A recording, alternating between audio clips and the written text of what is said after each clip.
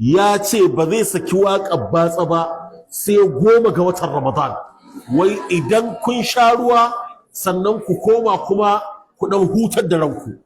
Abin da yake faɗi kina a social media, abin da ke trending yanzu a duniya, babu abin da ke trending a duniya shine sai magana batsa da kuma magana tsiraici. Duk abubuwan da ke wayoyin mutane yanzu, to babu abin da yake yawo yake trending yanzu nan zai shiga viral cikin minti 10, cikin awa ɗaya ya shiga viral. To sai abin da yake batsa ne ko kuma abin da yake fitar da tsiraici ne. Yanzu ka diba ka ga mawaƙin da yake cewa zai fitar da waƙa ta batsa, wannan abin ya daɗe yana ɗaure man kai.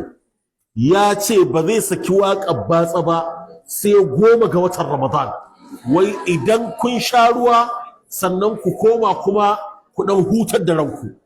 Abin da yake faɗi kina a social media, da aka taso a neme inkari, hatta 'yan uwansa lalatattun su ma sun yadda lalatarsa ta fi tasu lalatuwa. Suka fito su neme inkari, da bakinsa ya buɗa yake cewa bai tirsasa kowa ya kalla ba, wanda ke so ya kalla, wanda bai so kada ya kalla. Da ya ƙarshe ce kuma na san kuna so kuma sai kun kalla. Yanzu wannan da ke faɗin wannan magana a shafinsa iskan nan mai kaɗawa yana ɗaya daga cikin manya-manyan wanda yake da mabiya a shafinsa na TikTok ko kuma shafinsa na X ko kuma shafinsa na YouTube, yana ɗaya daga cikin manya-manyan wanda yake da mabiya. Mu musulmai masu tarbiyya mu yake gaya mu bakan magana, yana cewa 10 ga Ramadan zai saki, sannan in ya saki 10 ga Ramadan bayan kun sha ruwa ku je kuma ku yi nishadi. Abin da yake faɗa kenan, kuma waƙan nan ta batsa ce. Ya ce wanda bai so kare ya kalla, mai so kuma ya kalla. Ya ce kuma na san sai kun kalla. Kaga wannan bakan magana ce ake faɗa mana kenan. Da a ce musulmin duniya za su taru su biris su Allah wadai su fita daga bibiyar shafuffukansa kuma kar su kalla, wannan kadai idan aka yi masa ya isa ya zama punishment a gare sa. Ya aka yi ga ƙasar Denmark da suka batanci ga manzon Allah sallallahu alaihi wasallam a shekarun baya.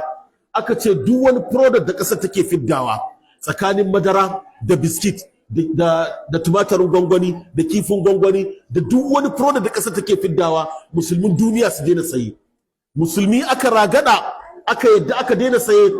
A cikin wata ɗaya sai gashi ƙasar Denmark ta fito ta bada haƙuri kuma ta faɗi alƙalin mai irin kuɗin da ta yi asara a cikin wata ɗaya. Shi ma wannan da a ce musulmin duniya za su nuna mashi ishara, musamman Hausawa su nuna masa ishara, su daina kallonsa, su fita daga shafinsa, sun da yana takama da kuɗi ne da kuma mabiya. To da za a ce za a yi mashi haka, da an kassara shi kuma gobe ba zai fito ya ƙara yin wannan tutiyar ba. Sai dai kash, ya laita qaumi ya'lamun, ina ma mutane za su sani za su gane ba za su bi ba.